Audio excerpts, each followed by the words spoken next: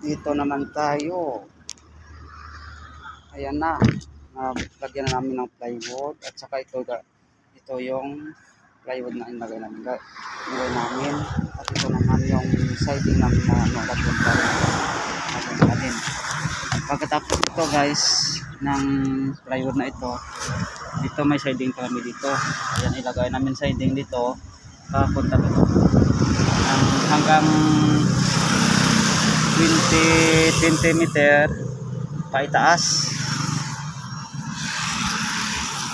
guys, para daanan ng mga tao. Tsaka ito naman yung driveway.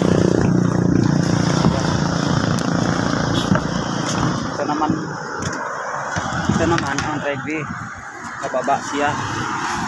So pababa, ayan, hanggang doon yung driveway. Ayan si Paroy, kasama ko.